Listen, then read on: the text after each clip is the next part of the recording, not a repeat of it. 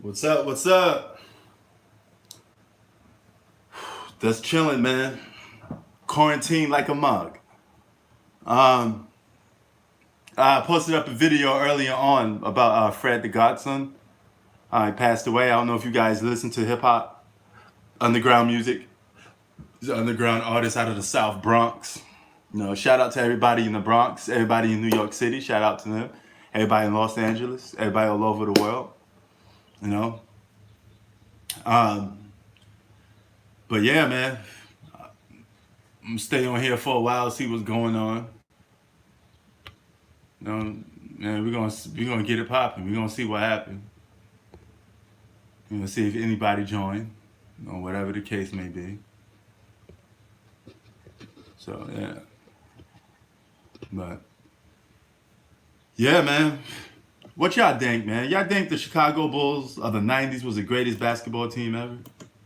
You look at all the teams. It starts to answer the question: what team could beat those '90s Chicago Bulls? You know, I think the first wave, a lot of people forget Horace Grant. He balled out in '95, '94. Was an all-star in one of those years, man. He actually became an all-star in one of those years, and he was always a double-digit scorer. He was a third fiddle for Jordan back in those championship days. Jordan won 3 championships with only two guys averaging in double digits. Everybody else had to play their role. But the NBA was a much different league back then. Way much different. Yeah. Have some of y'all watched the documentary yet? Or some of y'all youngins. What y'all thought about that?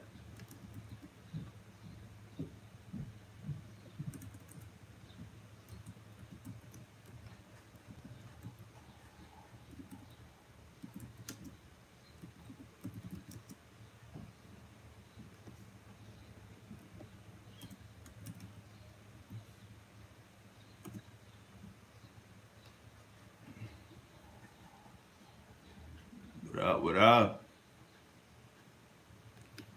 Ah, man. What y'all think, man? I'm just chilling right here, man. Jesus. Sometimes it gets so bored over here, man. You gotta be stuck. Even when you live in a major city, you get bored sometimes because you got nothing else to do but sit up in the crib all day, man. In quarantine and forcing everybody to stay home, man. It's just ridiculous, you know. But I mean, I get hit up with some people telling me about that Jordan documentary. I guess they're new to it, you know. But there was nothing really in that documentary that I didn't I didn't know about. I mean, I keep telling you guys, I already lived through that era, you know. So to me, it's just like a trip to memory lane.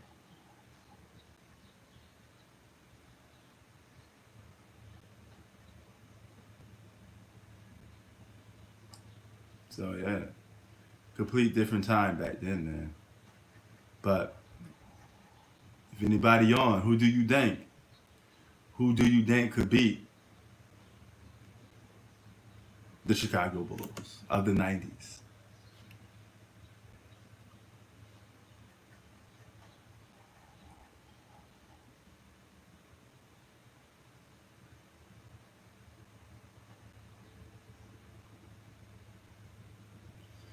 Since the NBA is out, we've been getting a lot of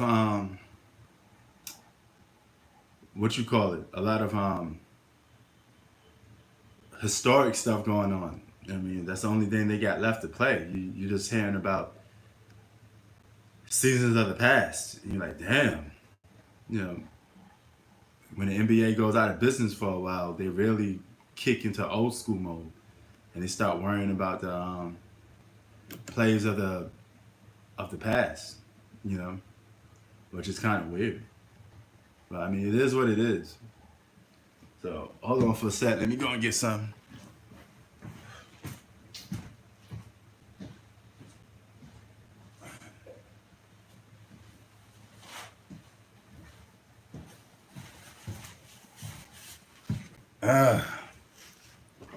Shout out to Queens, New York.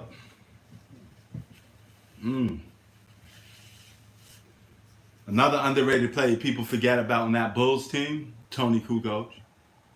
Another player that averaged in double digits. He was a beast. You know, Ron Harper was an on and off all-star for the most part. You know, we're gonna be here live for a hot man. I'm just gonna kick it and chill back for a while.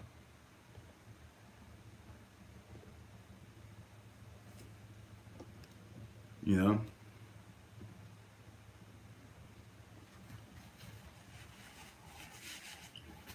Now, some people think Jordan would have been sitting on more championships in the 80s. It's possible, but I don't know if the Bulls was gonna beat the Lakers or the Celtics. We have yet to see them do that. You know, Larry Bird is probably one of the few players that Larry Bird and Isaiah Thomas have winning records against Jordan. You know, Jordan was never able to catch Larry Bird. I mean, some of it is because Larry Bird just got old, you know, and it's just time for him to go. But, you know, Jordan never caught those guys. And, I mean, it could be a what if, because you don't know if Michael Jordan could have beat those teams. But I think 1989, 1990, the Bulls could have won the championship. It just was that team, man, the Pistons, their defense was just too good. You know, the defensive schemes was just too good. And they're the one team that had game plans and ways of forcing Jordan to be a little non-effective. You know, Jordan was always a go-getter guy, and he was throwing the rule book for team basketball out the window until Phil Jackson came. And Phil Jackson told him, hey, this is how you play. This is how you win. You know, I know you saw the infamous videos of who's open, John Paxson, you pass him the ball. You know, at some point you're going to have to trust your teammates. It is a team basketball game, so you're always going to have to trust your teammates. That's what makes a championship team a championship team. Trust. Things of that nature. Hold on for a sec.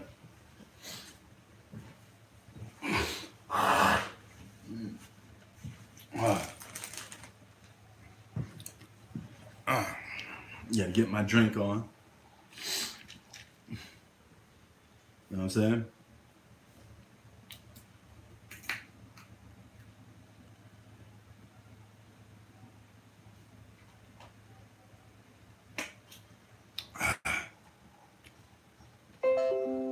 Oh shit, what we got right there?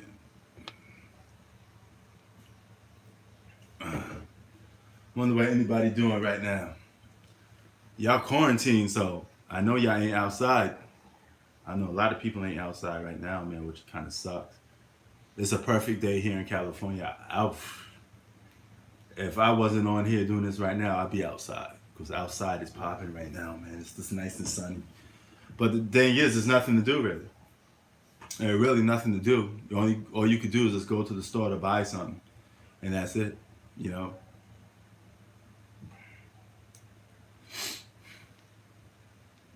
But man, I think probably I have to go off the record and say probably LeBron James is the most hated basketball player of all time. Man, the hate is real for LeBron James, you know. But y'all quick to talk about how much of a scumbag LeBron James is, but you forget the same player that you idolize or think is the GOAT. He do some crazy shit too. You know. Ain't no such a thing as a perfect basketball player, man. Nobody's perfect. Nobody on walking this earth is perfect. You know, you're all capable of making mistakes. You know. But what y'all think of Maverick Carter talking about LeBron James? I mean, Steph Curry. I mean, y'all wanted some toughness. Y'all got it. You can't have it go both ways. When you get a chance to get it, just take it. You know what I'm saying? You get a chance to get somebody talking young and reckless, you know, take it. I mean, it is what it is. I'm about to blast some young aura in a minute, man. Some QB style, you know, which I could relate to because it's a Queens thing. You know, I'm gonna show y'all some young aura. So, I'm gonna stay on for a while, man. Probably like to 2. See what time it is. To 2, yeah.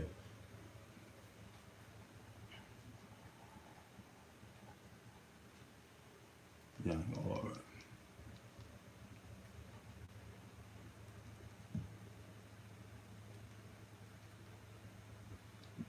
No, I should have did like a reminder, but that I'm going on. But you know, sometimes I do stuff out of surprise. You know, I'm like that sometimes. I could just make a video out of nowhere.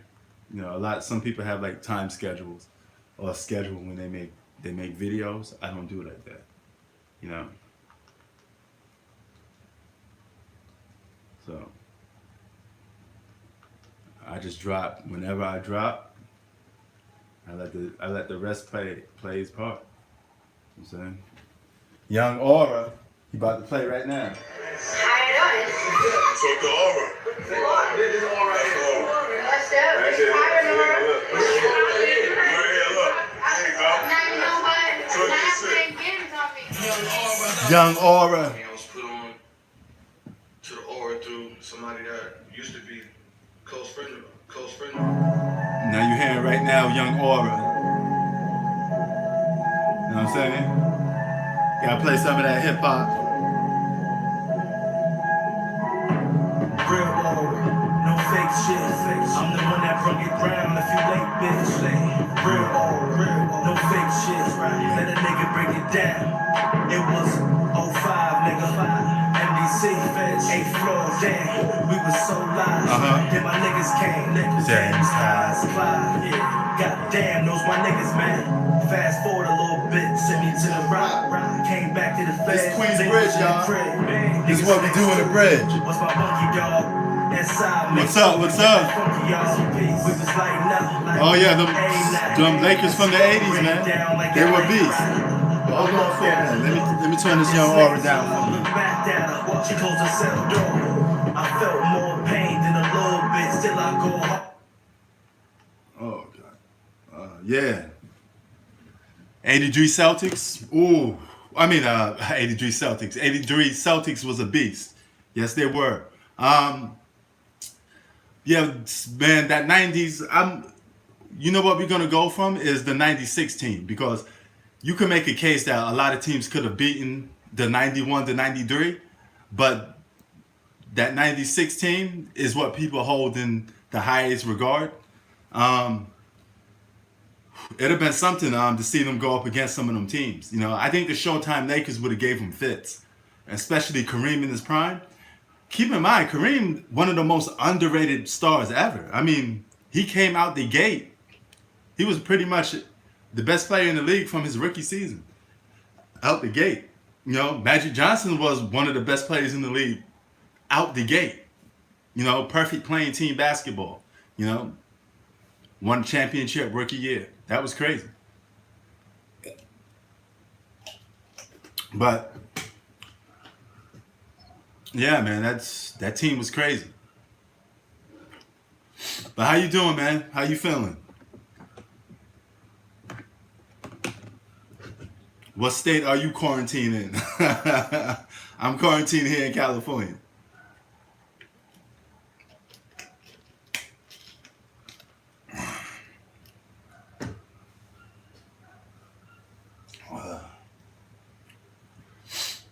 So yeah, man.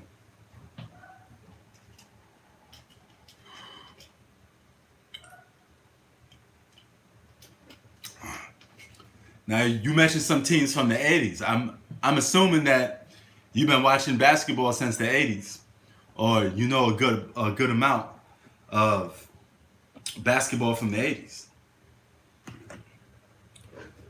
One thing on my channel, I got like a mixed crowd. I got a crowd that talks about, I mean, a new generation crowd and an older audience, which is good because I like to get everybody in the room and we can all talk about it. You know, old school and new school, you know. But I do think we are a little too hard on this generations of basketball, you know.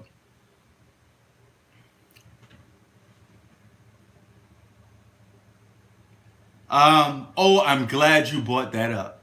I'm glad you brought that up.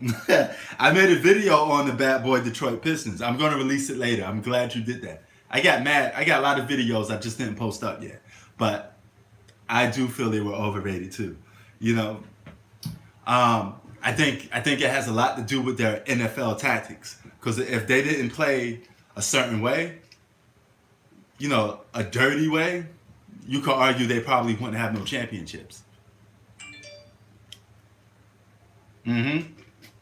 That's true. That freaking foul, that was brought upon because Detroit Pistons kind of, they took advantage of the NBA rules.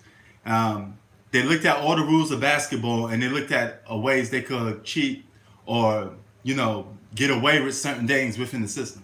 And they did. Yep. And because all that hacking was over with then. You know?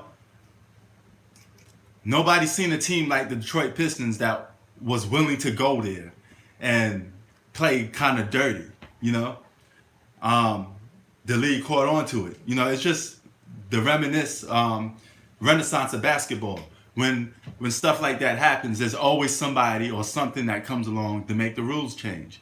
And once the league realized Detroit Pistons were taking advantage of their defensive schemes, they changed everything around. It was definitely a wrap after that. But keep in mind, a lot of people don't realize this. Jordan used to complain to David Stern about the Detroit Pistons a lot. He was the only superstar to do that. Only one. Magic didn't do it. Bird didn't do it. Julius Erving didn't do it. No other star from the 80s was complaining about the bad boy Detroit Pistons more than Michael Jordan. He was the only guy that pretty much dry stitching on him, you know. But we let him get away with that. If that was LeBron James, I'm pretty sure y'all say something else. Yep. Jordan fans try to hide everything, man. I'm not talking about regular Jordan fans or unbiased Jordan fans. I'm a Jordan fan too, but I'm objective. I'm talking about the over top, you know, get on your knees. I love Michael Jordan fans. Those type of people are crazy, man. They act like Jordan never did nothing. Uber fans. Yeah, man, tell me about it. You know, you got a lot of guys here on YouTube that go out of their way to defend Michael Jordan like he never did nothing bad. You know, all the same stuff we accuse LeBron James of doing, even the power stuff. Jordan had the same thing. And Jordan was a more bigger star than LeBron James. He had a bigger impact culturally on basketball than LeBron James, you know? Well, we let Jordan get away with murder. And nobody talks about it, you know? But he does the same thing. Same thing.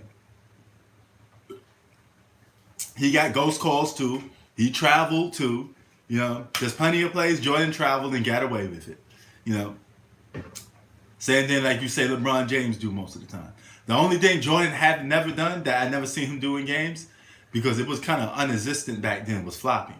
The flopping is that's a new school thing that I guess not too many people not going to get used to. There were guys in the 90's that did flop, but it just wasn't brought to the spotlight like that. You know, you had guys like Bill Laimbeer used to flop, you know, and he was in the 80s and early 90s. But you did have guys that flopped back in the day. Yes, there were plenty of guys that flopped. It just didn't get called out as much, or didn't get put on the spotlight. It was very low key, and nobody noticed it too much. A lot of things from the past got hidden. It wasn't on viewed from a perspective where everything you do is being criticized, and that's part of today's generation. And everybody kind of criticize everything. You know, 90's was a little easy to get away with it because all you could just write an article. You know, and Jordan had a lot of reporters in his pocket, the same way you accuse LeBron James up. A lot of guys were afraid to write bad about Jordan because they were afraid they're going to lose their job. You know, there was a reporter from Chicago reported that he couldn't write nothing bad about Jordan or he'd lose his job. Like Jordan threatened to have his job taken away from him. You know, that's how much pull and power Jordan had. You know, so you had to talk good about Jordan. If you didn't, man, you could have lost your job. You know, same thing goes for some of today's media that suck up to LeBron. You know, LeBron got some over the top fans. Like he never did nothing wrong. I'm not saying he don't either, but so does Jordan. I mean, hell, so does Kobe. There is a list of people like that you know that goes with that category.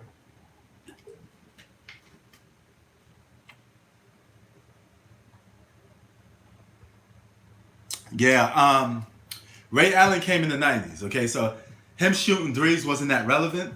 I mean, you had guys like him and Reggie Miller. But Ray Allen also played in the 2000s too, so he's a little both. He came into his prime more in the 2000s because, you know, he ride his career out to then.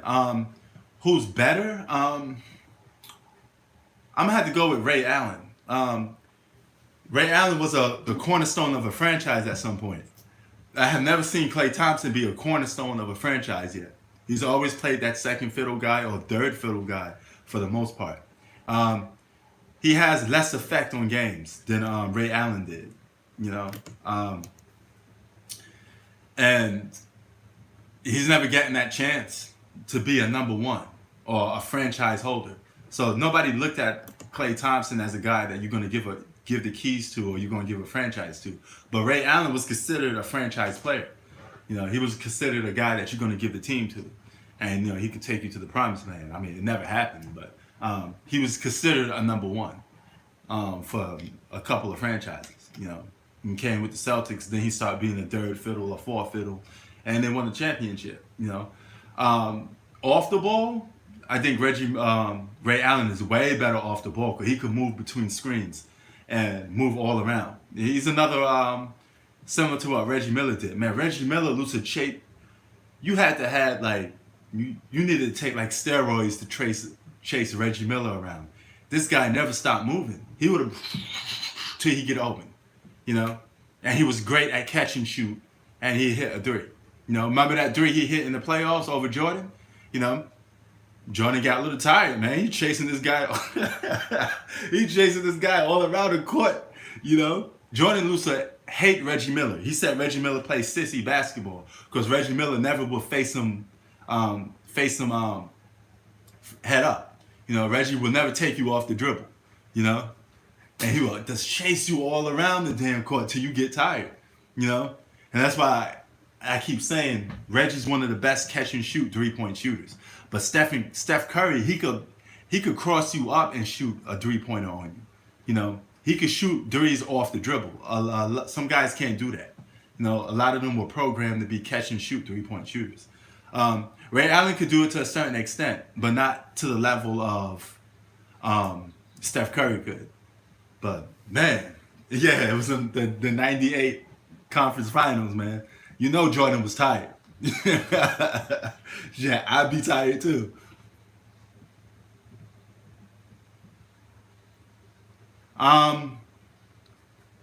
What Bulls team are you referring to? Because the 98, yeah, they man, that 98 team was running on fumes. They were running on fumes. Pippen was beat up. The team was a little much older, but in '96 they were unstoppable. In '96, man, they were one hell of a basketball team. And Toni Kukoc is one of the greatest European players at the time in the '90s. He would have been more of an all-star if he didn't play with the Bulls, but he had to take a role. He had to settle for a role, you know, and that was that. But yeah, you are absolutely right about the '98 Bulls. Jordan put that team on his back. And that team was running on fumes.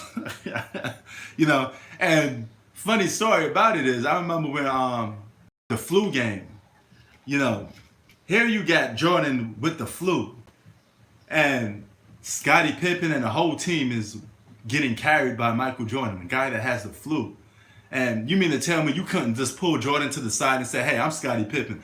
I'm going to go out and drop 38 this game. I got you. You know, you could take a back seat just this one game. He couldn't even do that. You know, Scottie Pippen, man. And he wanted to be the man. You know, there was a time in 95, 94, he was considered a top 5 best player in the league. You could arguably make a case that he was the second best player in the league, arguably. You know, but he was never that guy. He was never that guy, just like Klay Thompson, that you could give a franchise to. You know, just is what it is. You know, but yeah, that 98 that means that's a good that's a good example, because I was just about to bring that up. That 99 Spurs team had a good supporting cast. There's no telling if the Bulls could have got past them. There's no telling if the Bulls would have made it to the finals. People forget that. All right? You can't just automatically exclude all the other teams. Let's say Jordan never retired. Could he beat the Orlando Magic for a season or two? You know? Yeah, 94 Pippen was an MVP candidate. I give you that. He was. As I say, arguably he was a top 5 best player in the league at the time. And this is the same. Scottie Pippen also led the Bulls in defensive play, number 1 in steals, 2nd in scoring. Scottie Pippen was definitely an underrated player, but he wasn't a franchise player, but he was an underrated player. Yes, you know. And just like with all teams, you have to have a running mate. I think LeBron James never had a true running mate. He never had a guy he came up with from beginning to end, you know, that he could develop. And those guys could be like Batman and Robin throughout their whole career. He had to constantly keep getting another guy to play with him. But the atmosphere of the NBA changed it so much that players only have 5-year contracts. So guys were going from team to team. Free agency was rapid, all right? And it became even more rapid after 2011.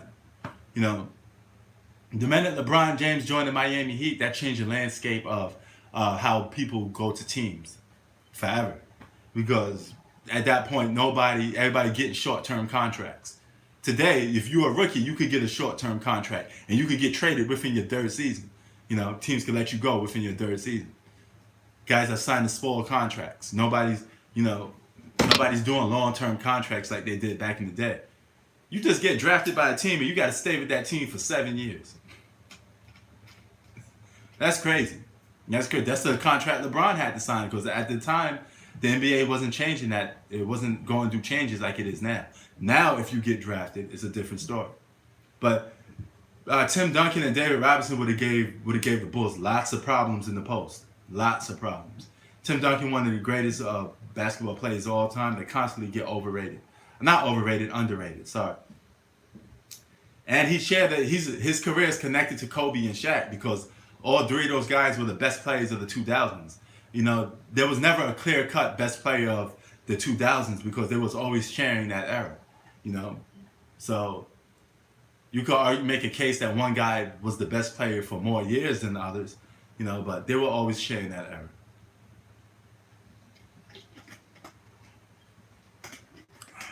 And Kobe's career, unfortunately, is connected to Shaq, which is a good thing and a bad thing at the same time, because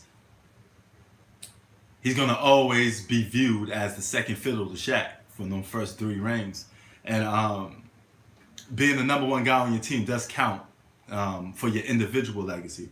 You have to be that to be a super, you know, as a superstar, you have to have that on your resume. Unfortunately, it is what it is, though, you know. But if LeBron played with prime Shaq, and LeBron is somewhat in his prime too, do you think LeBron is Finals MVP for all 3 of those years? I think he would have split some.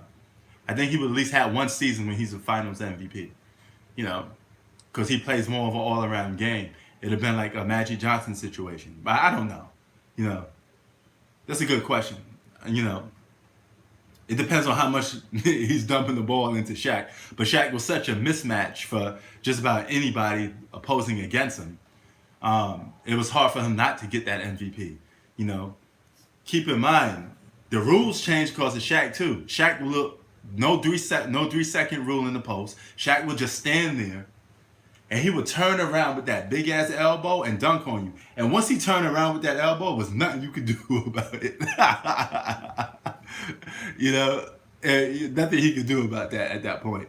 You know, I don't know. I mean, LeBron's such an all-around player. I think his case would have been a little more better. You know, and if Magic was able to win some MVPs under Kareem, and Kareem is regarded as one of the greatest basketball players of all time, he's always ranked above Shaq. So you have to imagine if we say LeBron is Magic Johnson 2.0, so then that means LeBron James should be able to at least win one Finals MVP playing with Shaq. I think Shaq will win more though, you know. Yeah, he was. Yeah, he was much older. He was much older.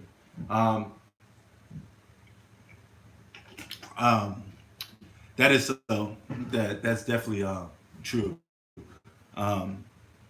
Magic Johnson kind of came in, you know, the young buck on the block, but Magic Johnson would tell you he always deferred to Kareem. You know, Magic never won a championship without Kareem. He always deferred to Kareem. So Kareem was his number one guy. He became more of a cornerstone for offense when Kareem was out the picture.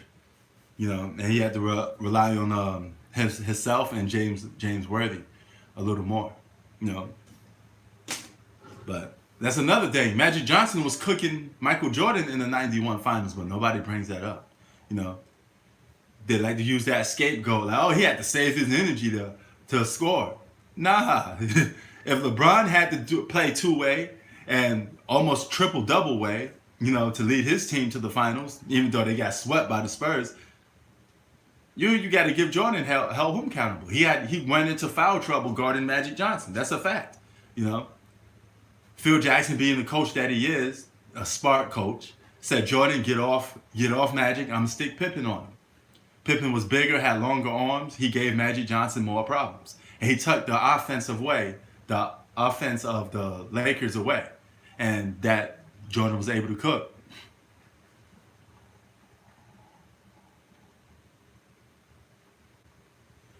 Yeah, that's true. He probably was, but you know, LeBron will always tell you he's a pass first superstar unless he's full of bullshit. But going by what he said he will always pass the ball first. Yeah, Magic Johnson was big, man. He was just backing people down in the post and doing whatever he wanted. And Jordan had problems. Jordan was always having problems guarding a bigger Magic Johnson. You know? Always had problems guarding Magic Johnson. You know, Magic Johnson, he met his match when Scottie Pippen came up on him. Pippen was younger, he had long arms, and then it was a more even size for size type of thing. But, you know, Jordan was a little more spoiled.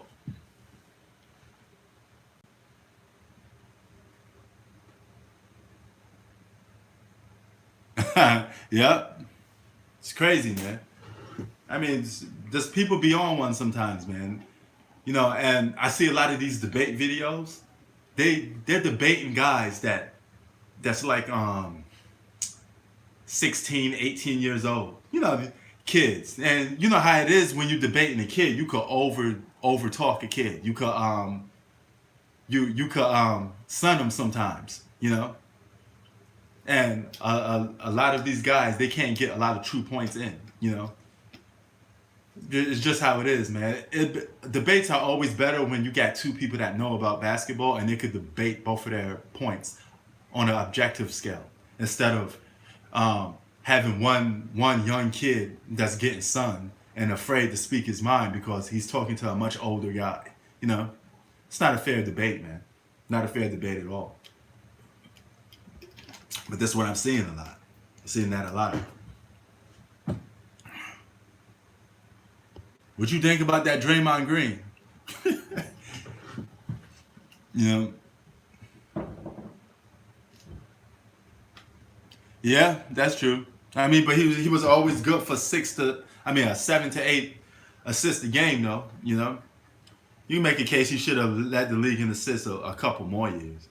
You know, if you're, I guess you're referring to LeBron. Yeah, but I mean, it is what it is sometimes. I mean, LeBron had to carry a lot of those teams. He had to do a lot of work. LeBron in his prime was kind of something else, man. He had the 09 team and that 2010 team. LeBron was playing full court basketball. He defended, he scored, and he assisted. on most of everything that took place between those teams. You know, just how it was. It is what it is. But a lot of people like quick to try to diffuse some of that type of stuff. But I mean, LeBron James had to do. I think no superstar is asked to do more than LeBron sometimes. You know. Yeah, he was a monster. He definitely was a monster those years. He was a walking triple-double threat. And people like to say, oh, LeBron's stat padding. If he was stat padding, trust me, he would have averaged a triple-double for countless seasons, if that's all he cared about. You know, there's been, you know how many triple-doubles LeBron left on the table? Westbrook went and left those triple-doubles on the table. He made sure he got them. You know, that's the difference. LeBron could have been averaged a triple-double for a couple of seasons, but he didn't want to do it. You know, he was just trying to win the game, or at least play basketball the right way to win. But a lot of people don't want to give Jordan, LeBron, his credit for that. You know, I just think it's kind of crazy. So,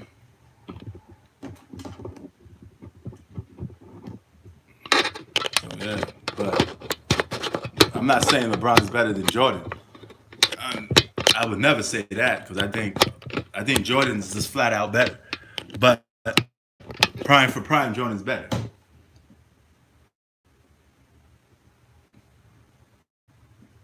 Hold on, let me see. What's up?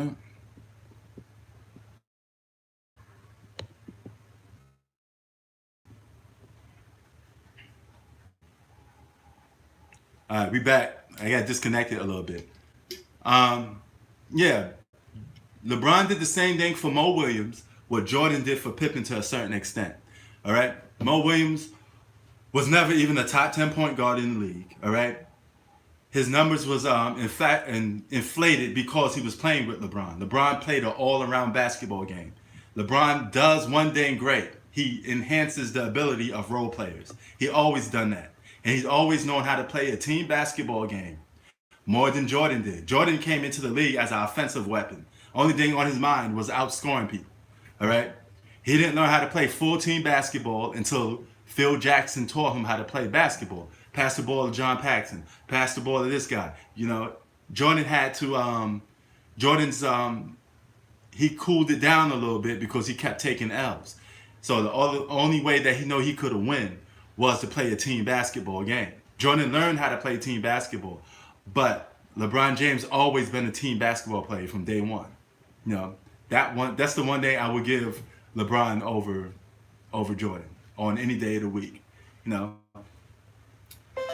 But to say those teams was true championship contending teams is kind of retarded. Then they sit there and say, "Oh, Drew Agauskas was he was an all-star."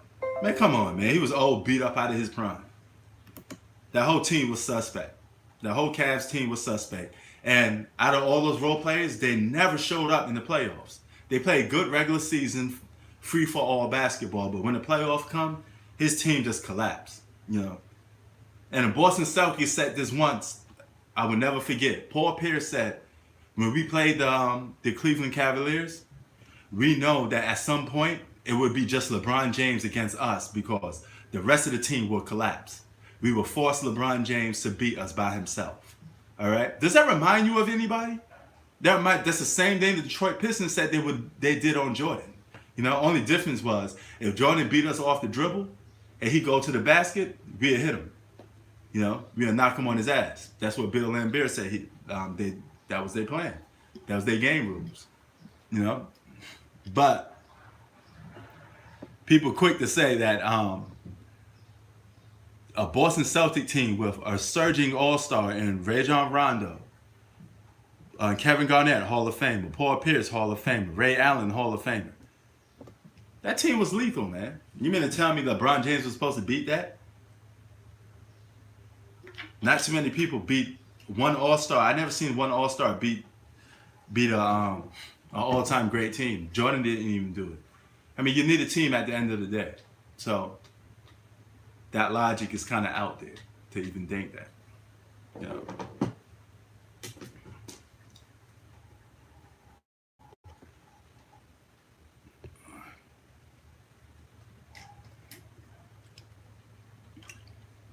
Now, just like Jordan had some MVPs that was left on the table.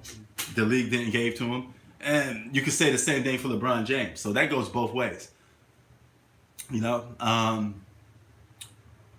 Now, one thing I will say, if LeBron had Jordan's mindset of trying to score, I think the results have been pretty much the same.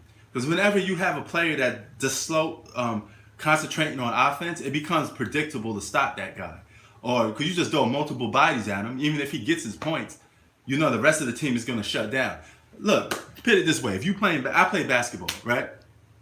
If you play basketball and you constantly taking all the shots, blah blah blah, and you running up and down the court with a guy that constantly holds the ball and shoot, at some point you're gonna give up on playing with that guy or lose confidence. You'll be like, hey man, this guy ain't gonna pass me the ball anyway, so I'm just gonna go into la la land and daydream.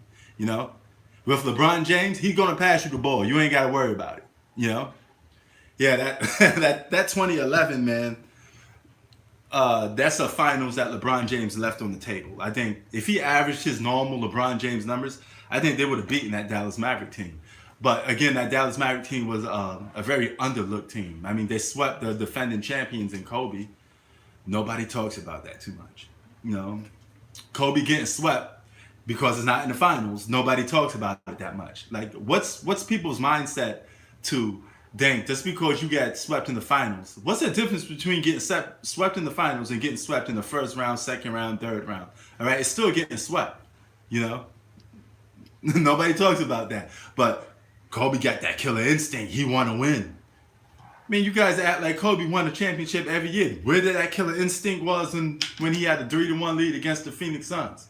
Where was it?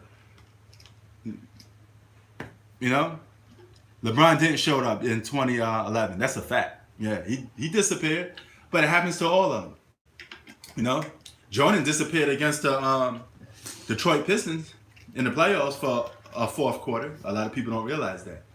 He won the whole fourth quarter scoring 2 points. 2 points. Wouldn't you say that's disappearing? Forgot what year it was, but I mean, he did it too. Yeah, he had to do something. From what I heard, he went to see somebody. He had to talk to somebody, like, because I think he had fears or his nerves. He would get nervous, I guess, come fourth quarters or something like that, and he saw a trank or something like that, and. 1989. You know, a lot of people don't realize that Jordan choked against that Detroit Pistons team, and it was in the fourth quarter. But all I constantly hear is about the killer that Jordan is. You know, you guys got to stop moving the goalposts. You know, and act like people don't choke. You know, every great player in the game has shortcomings, and every great player has lost more than once. It's a fact. It's a fact, you know. They all came up short. Kobe came up short a couple of times. Jordan, LeBron, you know. It is what it is, man. You know, I still rank Jordan above LeBron because Jordan's 13-year run with the Bulls is more dominant to me than LeBron's years. That's no knock on LeBron. I just think Jordan had more of a stranglehold on the league. You know, he stopped a couple of guys from winning chips, especially in the 90s. No, I can't say Hakeem. Hakeem was, he's a one of a kind. Hakeem was one of the greatest centers that get overlooked. But Bulls were getting old. I mean, that 94 and I honestly believe if Jordan played those 2 seasons, he would have got beat by the Orlando Magic or the Houston Rockets that year anyway. They weren't going to win a championship every single year like people like to make you think they believe. That I do believe. But they probably would have caught the Houston Rockets in '94. But '95, I definitely would have been a year that they would have lost, I think, you know.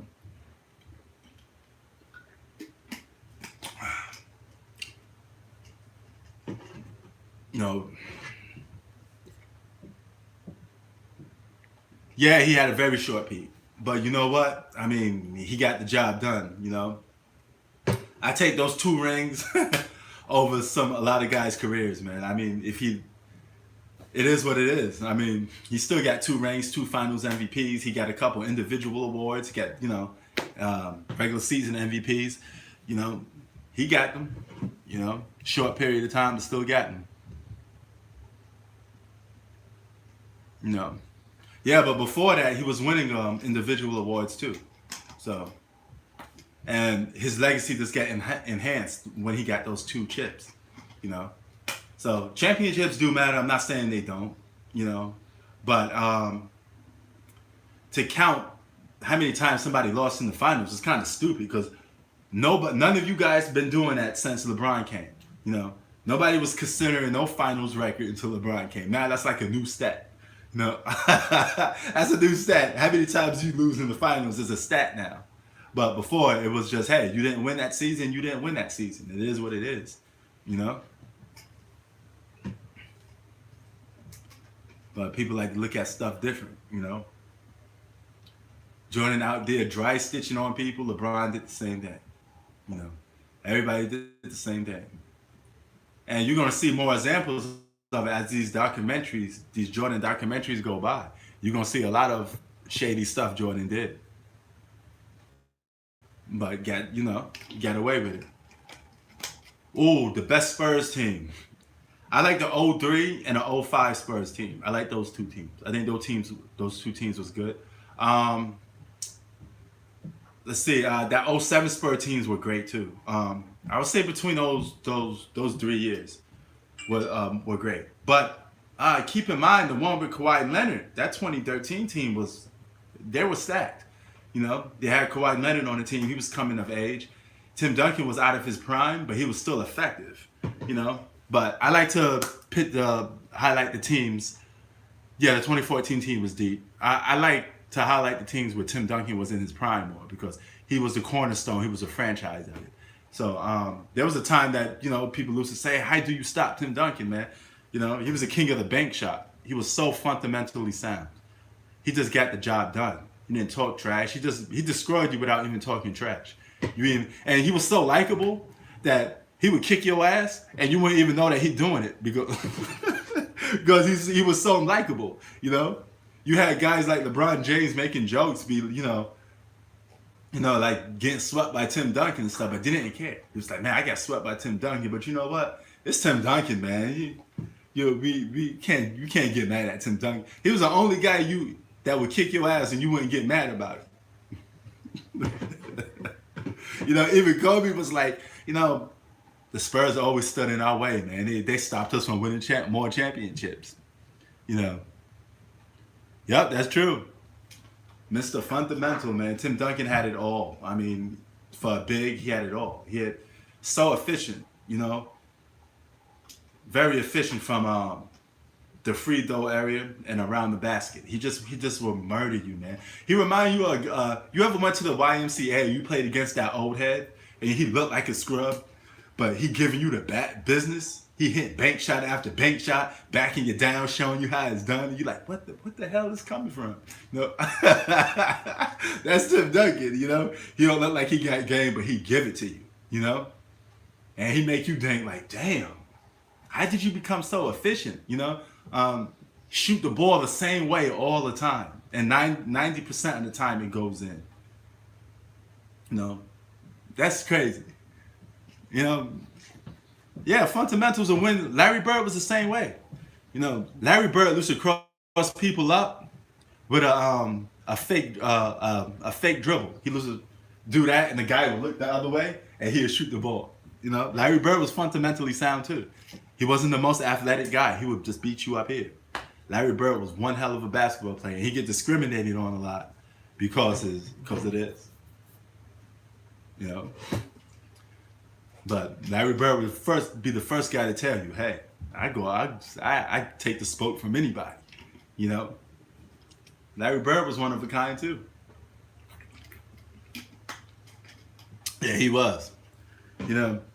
There's stories about guys telling you Larry Bird would say, I'm gonna shoot the ball right here, same spot, I'm gonna win this game. And the guy's like, okay, He'll shoot the ball from that spot, game over,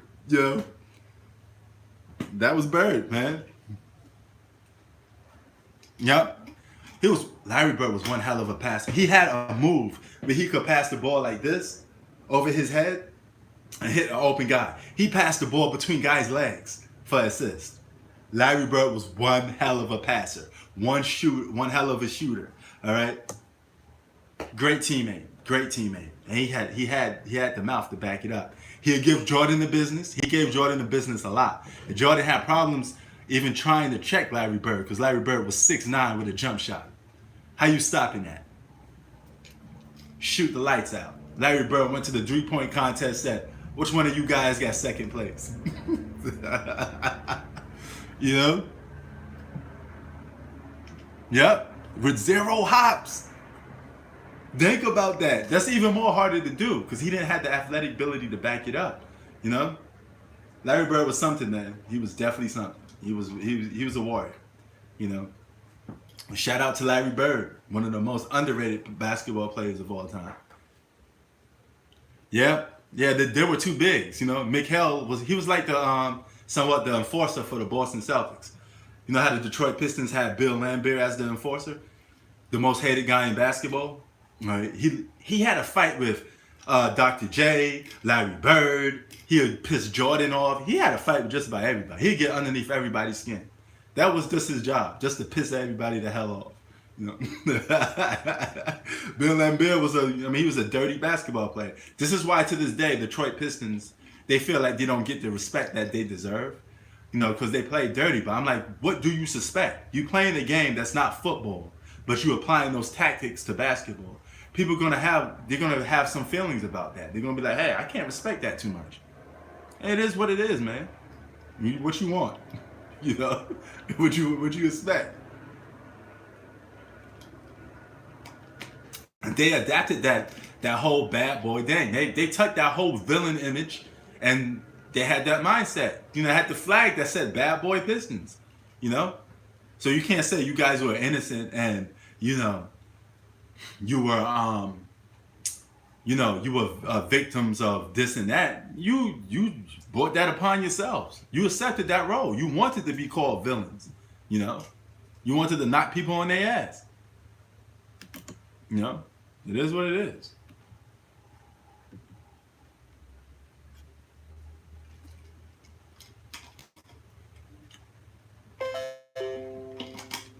Another defensive team, and it comes from Detroit Pistons. Well, that Detroit Piston team with Ben Wallace and Chauncey Billups. Man, that team was something else. That was a full-rounded team. They gave Kobe the business too. 04, yes. They just got out of their prime a little too quick. But that team was something else. No true all-star. They just play basketball the right way. And they know how to win. You know? They did everything right as far as they make you pay for your mistakes too. You know? No, not bad. Yep. You know? They adapted some of that Detroit Pistons defense, but that 04 Detroit Pistons team, they played defense the right way without installing NFL rules. Okay? They were able to stop people the right way. They put the clamps on Kobe Bryant. All right? But you guys like to ignore that. You know? You know, and a lot of people like doing what ifs. Well, what if Kobe never got to play with Shaq? I could tell you off the bat, he wouldn't have had 5 rings. He probably would have. He would have had. We give him. I wouldn't even know if he had 2. He would have had 2 because he wasn't bet on the Lakers. If Kobe never played on the Lakers, I give him. I'm gonna give him out of respect. I give him 2. I give him 2 championships. I give him 2. I won't take those away from him. I would say he won those on a complete different team. You know. Kobe got drafted by the Hornets, right? You know, before they traded him quick to the Lakers. So he would have been playing with Baron Davis. He would have had a good squad to a certain extent, but I still don't think they would have won a championship though. You know. So I mean, he'd have. I give him the benefit of the doubt. Say he would have had 2. You know, he would have definitely had 2. But those first 3. If you paired Shaq with Allen Iverson would have had 3 championships instead of Kobe Bryant. If you did that for T-Mac, he may not, because T-Mac blossomed when Shaq was coming out of his prime a little bit. You know, it was a little too late for T-Mac. But maybe '02, you know, because T-Mac was starting to become the T-Mac that we like in '02. So he probably would have got a ring with Shaq, probably won. You know, T-Mac was a beast. Yes, he was. He was another volume scorer though, you know. But and his defense was a little suspect, but he could score. When he get hot, you know. And he was an underrated passer. So he was another guy that had a short-lived career due to injuries. Injuries cut his greatness short. I mean, it did it to Penny Hardaway. It did it to Grant Hill. It did it to a lot of guys, you know.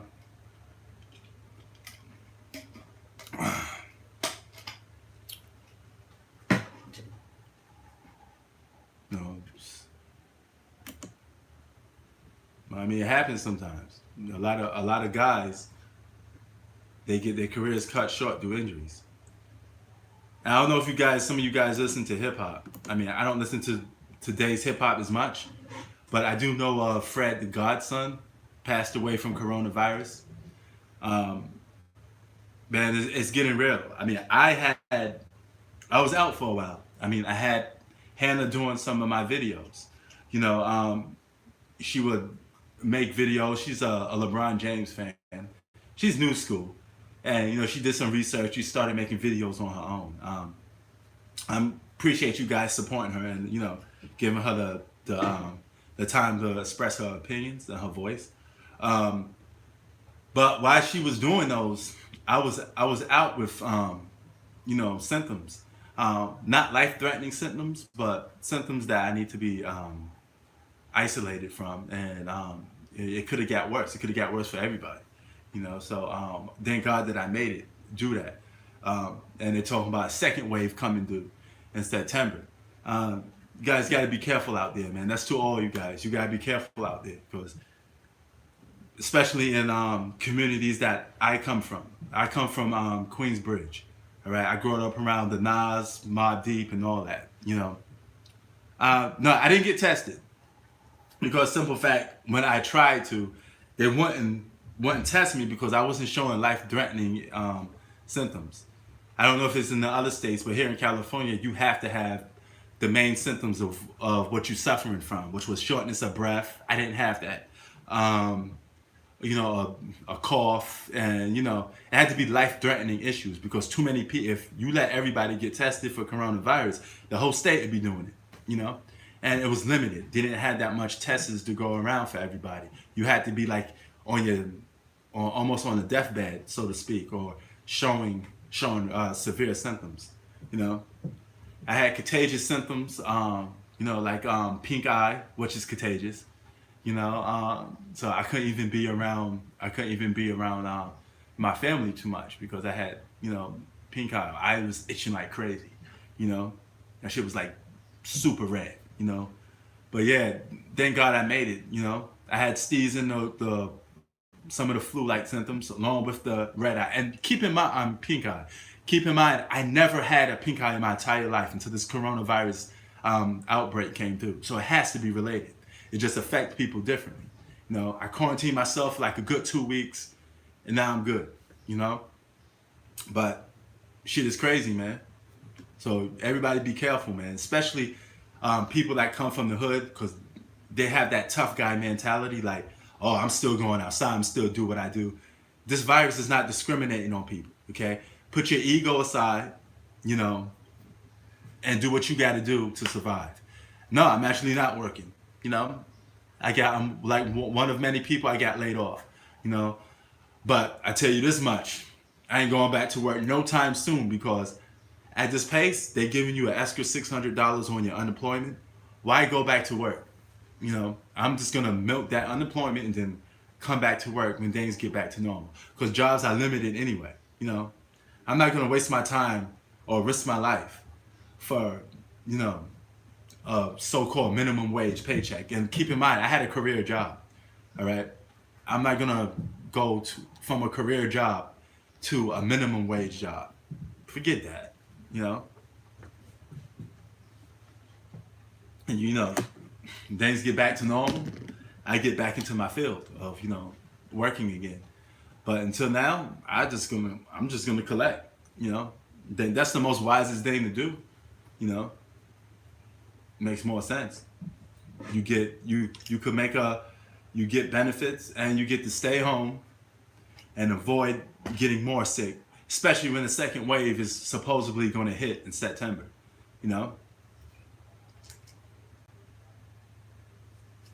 Which is crazy, man. I had to walk around like I'm Winter Soldier from Avengers. I had the goggles on, I had a face mask. People looking at me like I'm crazy. Like, why aren't you having protection on your face? You should be the one that thinking yourself crazy instead of me.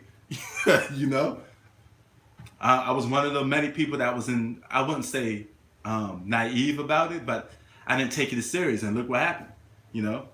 So don't get caught slipping. Defend yourself. And I tell you what, I ain't gonna be taking that thing lightly no more. You live and you learn.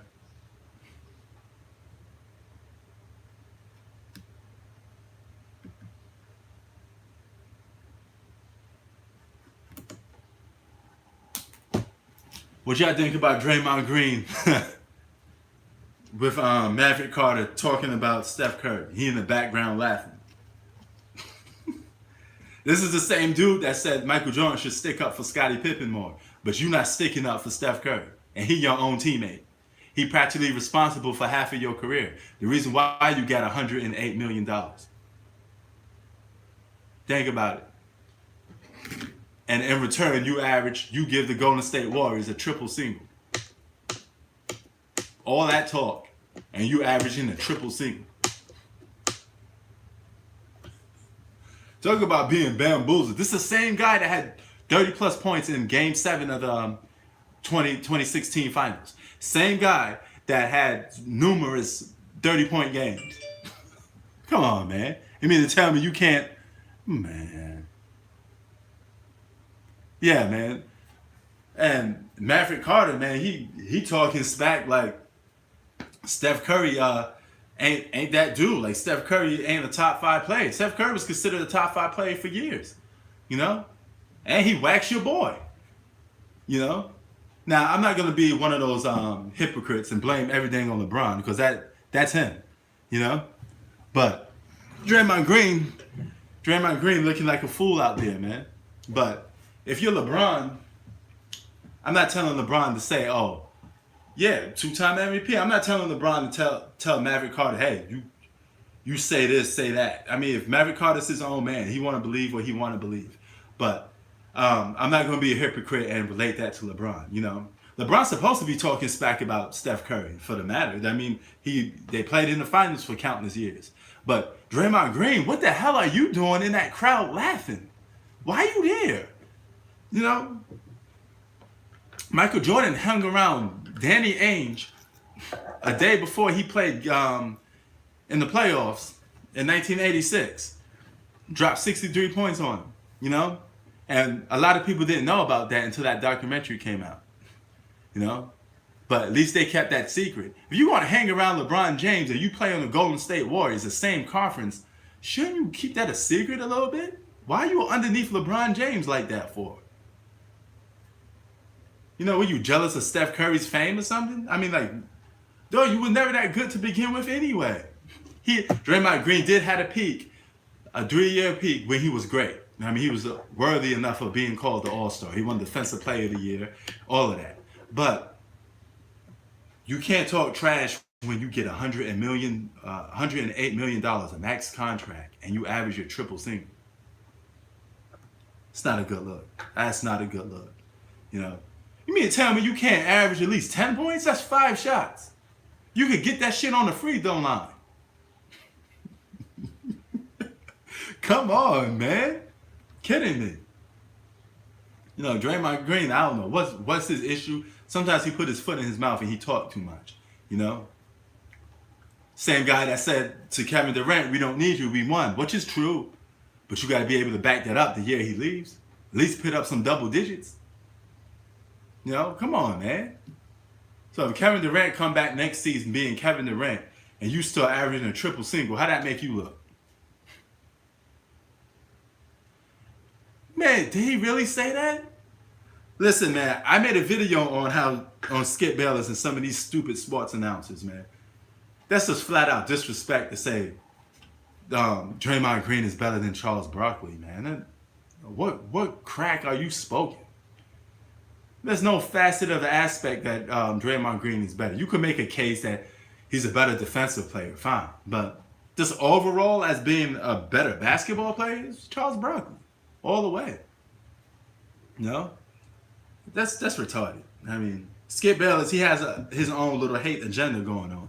This guy is the guy that built his career hating on LeBron James, like a lot of YouTubers do, that make countless videos dissing LeBron James. You know, walking around with shirts.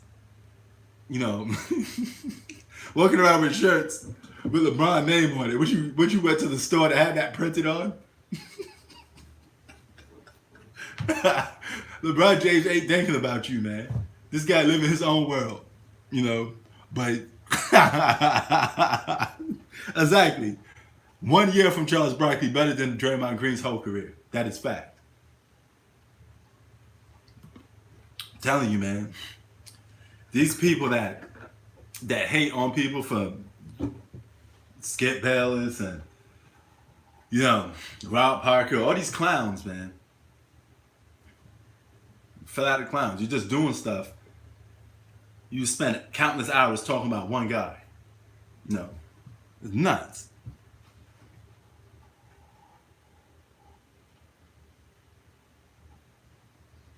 Yeah. Skip got famous off talking bad about LeBron. That was his cash cow, So, I mean, he wouldn't be the Skip you know today if he wasn't talking about LeBron. He left ESPN, truth be told. He left ESPN because ESPN told him he couldn't be bashing LeBron James that much no more. So he said, hey, that's my bread and butter. Without that, I'm going to go to Fox Sports where I could talk bad about LeBron even more. That's why. Excuse me for a minute.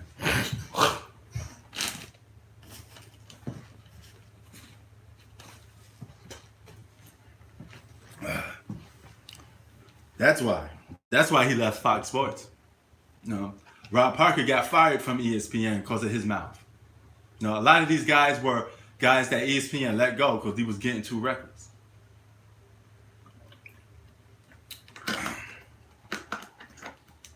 Skip's, I left ESPN because they run by Disney. They wouldn't let me talk all this stuff.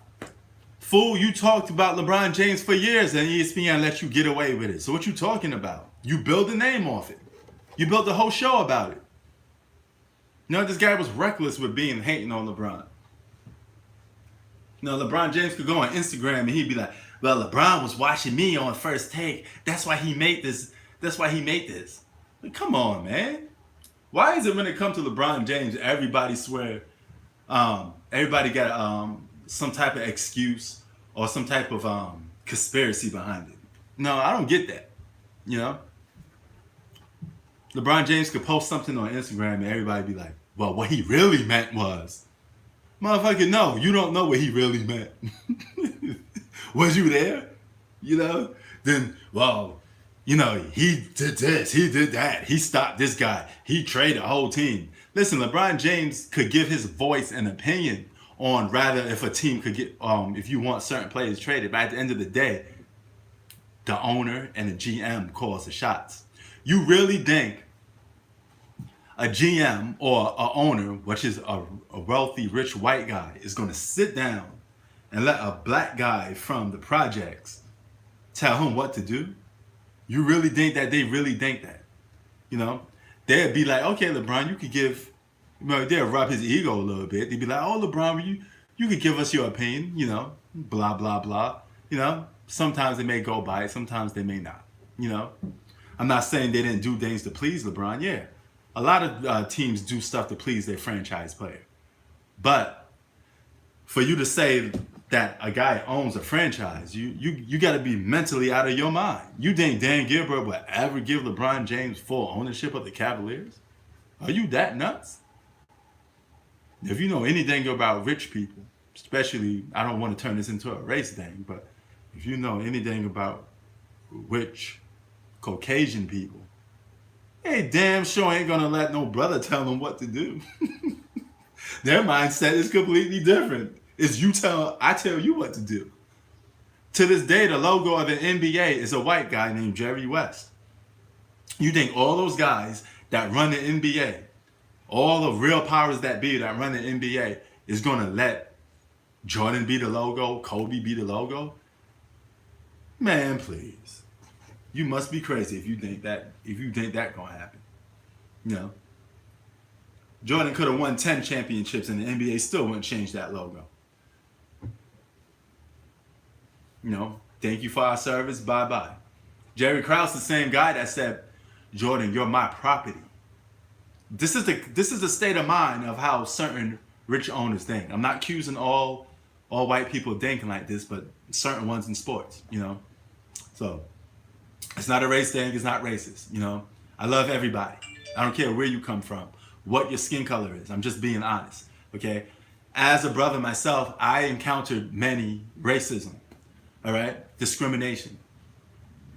And to this day, if you're brown or black, you can't move to certain neighborhoods even if you have the financial means because they don't want you in that neighborhood to begin with. You know how many apartments I went to trying to get an apartment in certain neighborhoods, and the first thing they would tell me is, oh, sorry, our apartment's being rented out already. And I run a game on them. I let somebody over the phone, they don't know that I'm black, so over the phone, yeah, we got an apartment for you, come check it out. The minute I come there and check it out, sorry, somebody just took the apartment. We can't give it to you. You know, they got to come up with an excuse. But a lot of people don't want certain people living in certain neighborhoods. It's not because they're not financially fit to move into those neighborhoods. It's because certain people complain when you move other people in. You ever notice when minorities move into certain neighborhoods, white people move out? We've been dealing with discrimination and all types of stuff all over this world. You know, it just is what it is, you know. Not saying that for everybody. I'm just saying everybody gets discriminated on at some point. Even sometimes some white people get discriminated on, you know. Larry Bird was discriminated on. So it happens to a lot of people, you know. But jobs, housing, discrimination exists in this country. It always has been. So that's what it is, you know.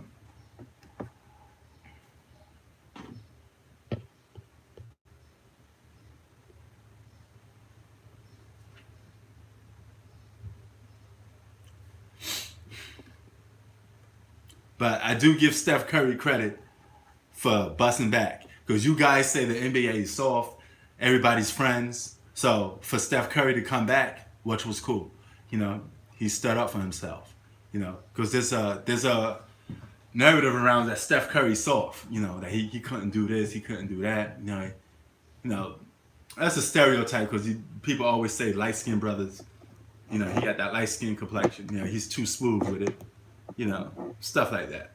But it is what it is sometimes. Ah, man, almost time. All right, yo, I'm gonna head out. Everybody be safe. And please take this coronavirus thing serious, man. You know? So it is what it is sometimes. You know? Yep, peace, my man. Thanks for everybody for joining. I'm out.